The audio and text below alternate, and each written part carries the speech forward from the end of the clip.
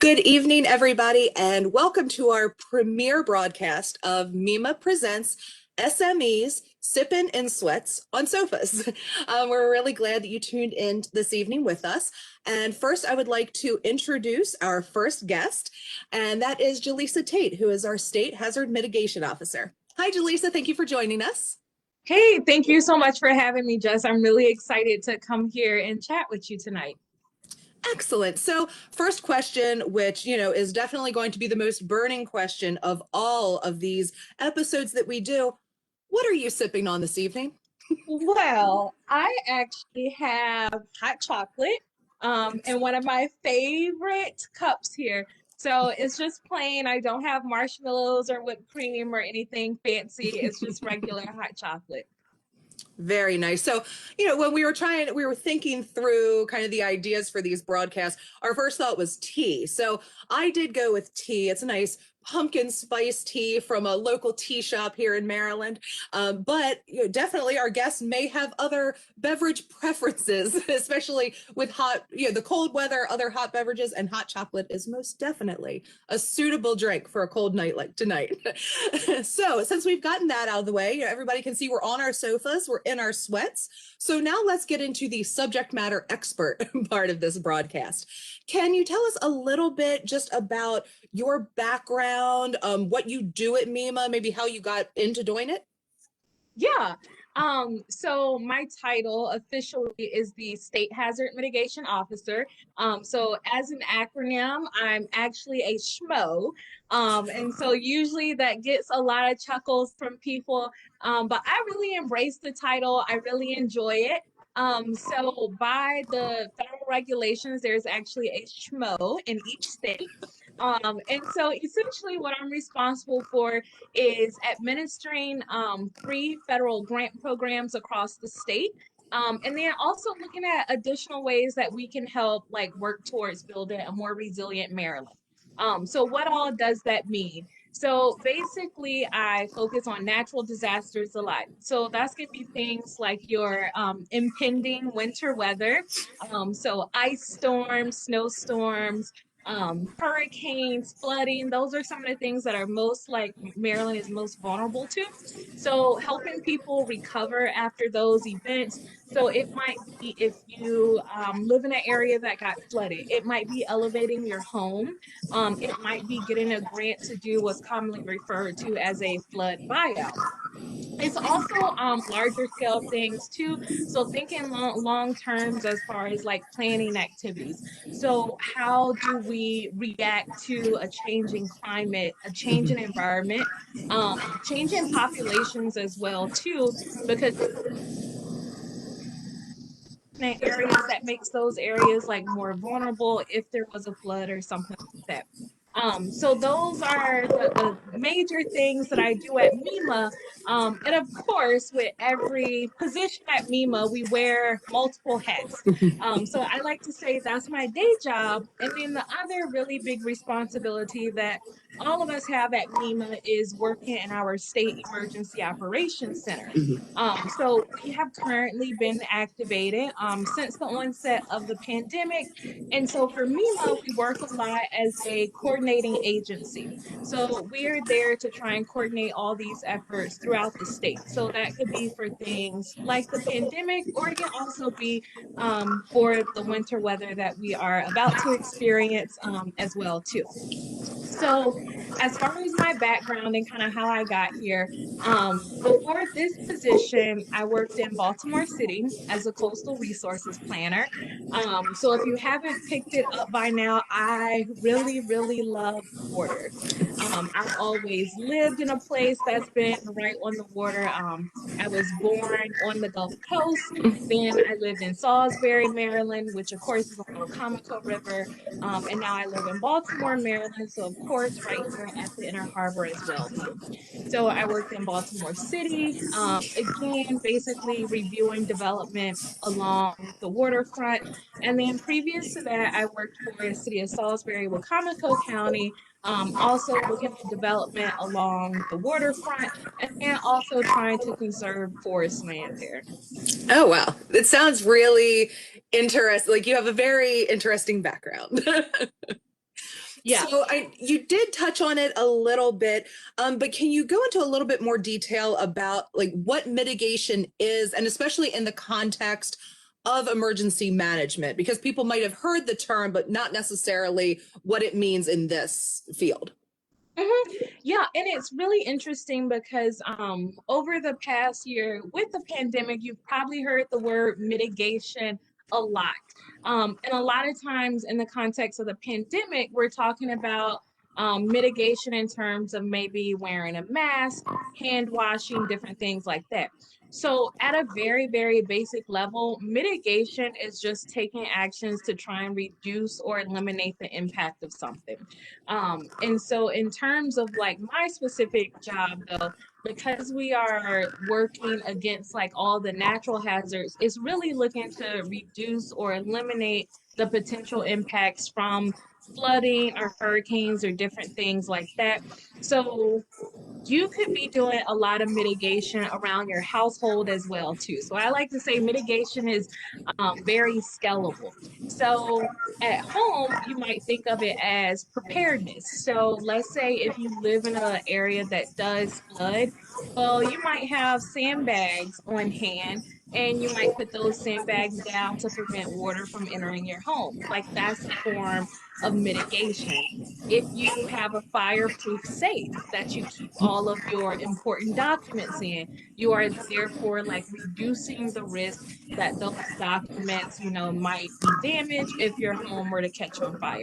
So those are all the ways that we like take mitigative actions through our daily lives that you just might not think about or recognize as mitigation. And then because your program is a FEMA program, so can you talk about what, I guess, FEMA mitigation, then the difference between what people can be doing as preparedness actions and FEMA's mitigation program? Yeah. So I would definitely say like it all works hand in hand. A lot of times at our agency at MEMA, we like to try and do a lot of work on the front end to ensure that people know that unfortunately, you might be impacted by an emergency situation, but a lot of times that federal assistance is not available immediately.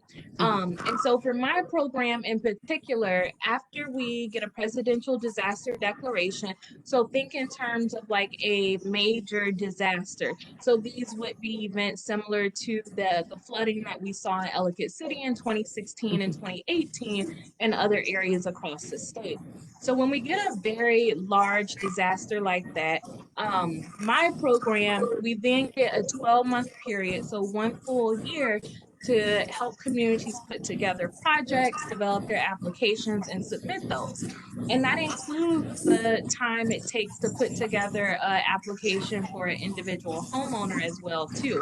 So unfortunately, like you, just because you are flooded, it still takes quite a bit of time for us to try and work through that federal process in order to get those grants. So that's why I say mitigation is on a scale because it's really important to try and take actions to be proactive, to kind of, I say, fill the gap between like an impact from an emergency and then when federal assistance might be available.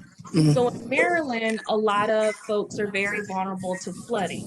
So those beforehand actions, it might be simple as getting the sandbags to try and reduce water coming into your home, elevating things off the ground or out of your basement. And then the big piece of it is also if you are able to, it's trying to build the finances as well too, because like I said, it does take quite some time before we say before the FEMA check arrives. Right. And just as you were talking about, how long it takes and expecting people to take some preparedness actions, just a little spoiler into one of our next episodes of this broadcast. We will also be talking about FEMA's public assistance and individual assistance programs that are kind of like the sister programs to hazard mitigation. So make sure that you tune in for that one too, for an entire, to put all of the pieces of the puzzle together. So where does the funding come from? Where does that money come from that comes into your program that then goes back out into the communities? Yeah, those are really excellent questions. So for one program in particular, the funds fund those grants, it does come from the National Flood Insurance Fund. And then the money that actually funds the National Flood Insurance Fund is from the premiums on the National Flood Insurance Program flood insurance policies. So basically, if you have public flood insurance, the premiums for that, they go into a fund that is designated and made available to those properties, and it's prioritized for folks that do have flood insurance. Um, the remaining funds for the other two programs, they come from congressional appropriations, or the newer program that we have. It actually designates that a certain percentage of the previous year's money that was spent on disasters has to be put aside for mitigation. And basically, the reason that that is prioritized like that is so that we break the cycle of disaster rebuild. So when we are going out after a disaster, and you'll see the images on TV, streets, sidewalks, properties that might have been destroyed. Well, we don't want to just continue to replace all of that in kind. Like, we don't want to build back the same way. Our true goal is to be resilient. And that's what mitigation is all about, is just making everything stronger. And so that way, hopefully during the next disaster, there is not as much damage. Excellent. So who can apply for this? Like, can an individual homeowner or a business call you or send you an email and request mitigation funds? Or what's the process for that? Right. So as an individual homeowner, you can certainly reach out to me or anyone else at MEMA on the mitigation team. And we're happy to help you and give you information. The program requirements from the federal level actually state that as an individual homeowner, you can apply directly for the program. So you do have to work with your local government to get sponsored, per se, to actually put in an application. And so if you reach out to us, we're more than happy to put you in contact with the proper local point of contact for your local government.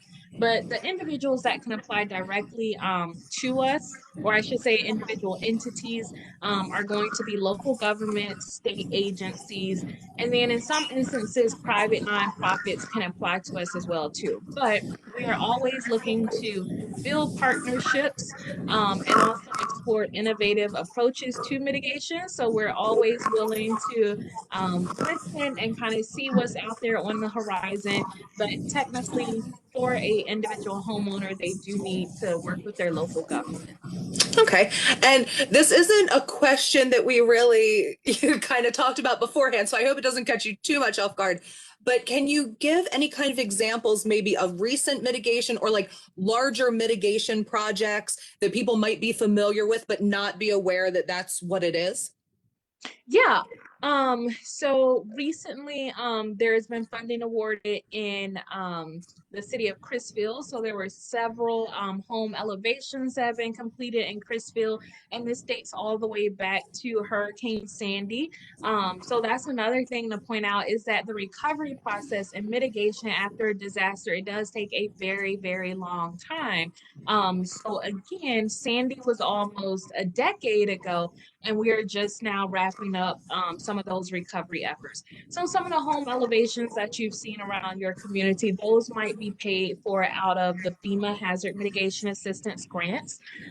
There is also a culvert project in Howard County. Um, we always joke that those aren't the things that people might necessarily, notice maybe as you're driving through town or in your walk. But by increasing those culverts under the road, it actually enables a larger amount of water to flow through that area, and so it doesn't spill out on the street. And of course, we're working to reduce everything. So no, that is not going to completely eliminate those larger storms that we've seen in 2016, 2018, but it does help. Um, I'm trying to think of some of the other projects that have been completed. There are a lot, and so we just work across a range. So we work, on the scale of an individual home, but then also what we call community based and doing like infrastructure projects as well too. So in the town of Betterton in Kent County, we're currently working on implementing a shoreline erosion control project, which is really exciting because it's the first time that we are really trying to what we call bring in nature-based solutions. So essentially, it's using the environment as a tool to also do mitigation. Excellent. One that always kind of stands out in my mind, and I know very little about the process and the mitigation side of it, but Baker Park in Frederick is Oh and the yes. Carroll Creek area. Like that's always just kind of been the coolest one for me because I love that area, but it does serve a purpose. And we could really see it after some of the larger rainstorms over the past few years when that area floods out and people are getting really panicked about it and thinking, oh my gosh, the park is flooded. Like, no, that's what it's there Mhm. for. And there have been so many businesses and homes that have been saved, or the damage has at least been less severe because of that mitigation project. Yeah, and I can definitely talk about that one. It's actually one of my favorite projects, and it's actually a project that I started learning about prior to me really jumping into emergency management. So I first learned about it from like a urban planning perspective. But like you said, that project is designed to try and control the flooding. And just again, touching on like the long-term nature of the work that we do, that project actually originated back in the 70s. And there is still work going on, but downtown Frederick, it's actually absolutely beautiful. But that like brick river walk that you have right there, under those stones, it's actually four huge conduits, and the conduits are so large that you can actually like drive a city bus through them. But they carry all of the flood waters. So I always say, relationship with water is just so unique to me. So you have Frederick, the creek flowing there, so it's a nice little like babbling brook. But in times when there's flooding, like there's just water rushing through those pipes underground. So you have that aspect of it. It's absolutely beautiful. So there's the community development aspect of it. And then because of that, it actually spurred a lot of economic development in that area as well too. So you could really, I mean, just go on and on talking about that project. And Jack Markey, the director of Frederick County Emergency Management, does a much better job than me. But it's again something that especially if you live in that area, you might walk over it every single day and not realize that it is serving a very important purpose. Absolutely. So I know that you gave the offer that people could reach out to you and the other folks in the mitigation office. But are there other like resources out there that people could, like websites or anything like that, that folks can go to get more information about hazard mitigation? Yeah, so first, of course, I will definitely point you to MEMA's website. So we put a lot of time and effort into updating our website so you can see like where projects are occurring within the state. So maybe you can go and check out some things that are happening in your community. Also listing the application process on there. So if you're interested in that, and it has a lot of other, again, talking about the scale of mitigation, preparedness tips as well too. Certainly check out a lot of other state agencies like the Maryland Insurance Administration, the Department of the Environment, Department of Natural Resources. FEMA is a really great resource on the federal level. And the really, I guess I would say cool thing maybe, I'm very interested in this topic, so it's cool to me, but with the rapid changes we're now seeing like in our environment, so in terms of like climate change, we're starting to see a lot more people become interested and invested in resiliency. And at the end of the day, that is what mitigation is all about. And so there are so many resources out there now, So a lot of nonprofits, like environmentally focused nonprofits you can go to. But definitely like check out those websites as a starting point. Excellent. Well, Jaleesa, unless you have any other points that didn't quite fit into the other questions, I just really want to thank you for joining us this evening and being our guinea pig for our new Facebook broadcast. And I hope everybody out there enjoyed this and found value. We're really hoping that this will just give everybody kind of an inside look at MEMA to realize that, we're not weather people or anything like that, even though we do put out a lot of information about all of those kind of hazards, that there is a lot more depth to what MEMA as an agency actually does. So we have other staff members that we'll be doing the same kind of interviews with, but Jaleesa being the first, that definitely takes a lot of bravery, not knowing what to expect, and I thank you. Speaking of weather, I'm sure everybody has heard by now that across the entire state, we're expecting some various degrees of winter weather between snow and ice, a combination of the two, starting later tonight, actually early morning hours tomorrow, and then through the day. So just make sure you're staying tuned to your local weather forecasts. Make sure that you're still following MEMA's page and getting updates there. And first and foremost, make sure you're staying safe. If you can stay home, do that. If you have to go out, make sure that you have emergency supplies in your vehicle with you. Allow yourself extra time so that you can drive safely, and just really be careful out there. So thank you again for tuning in, and we look forward to seeing you again soon. Take care. Bye.